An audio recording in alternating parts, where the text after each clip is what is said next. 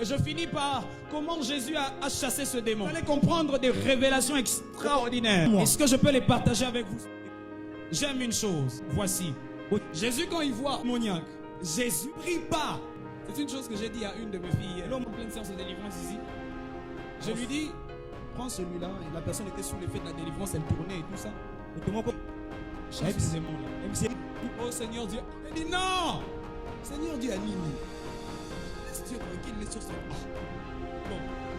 Dieu t'a déjà donné un pouvoir. Vous revenez vers lui pour prier. Lui-même ne comprend pas. Mon enfant, je t'ai déjà donné ça. Église. Je lui ai dit, maman.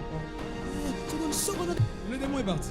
Quand on est devant un débat, on ordonne. Que je peux répéter. Lorsque vous êtes devant un démon, ordonnez. Jésus a grondé ses disciples dans la barque parce qu'ils l'ont réveillé. Jésus n'aime pas qu'on le réveille. Quand il y a un problème, ne le réveille pas. Au vent de s'arrêter, ça va s'arrêter, non? C'est l'autorité d'ordonner. Quand quelqu'un va ordonner et déclarer, chose que tu diras s'accomplira. Est-ce que tu as reçu le pouvoir marcher sur le serpent, scorpion et sur la puissance de l'adversaire?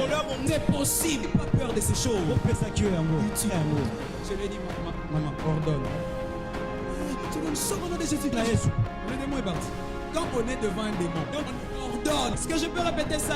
Lorsque vous êtes devant un démon, ordonnez. Jésus a grondé ses disciples dans la barque parce qu'ils l'ont réveillé. Jésus n'aime pas qu'on le réveille quand il y a un problème. Il y a un problème, ne le réveille pas.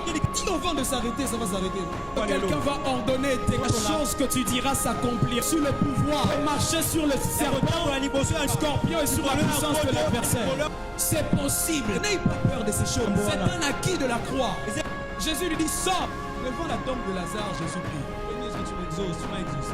Là, quand il s'agit dans ce type, mais quand il s'agit d'une entité démoniaque qui est devant toi, Dieu ordonne que tu sois puissant. Tu es déjà puissant par la puissance. Et l'Église devra maintenant apprendre à se servir de la puissance que tu as mise entre ses mains.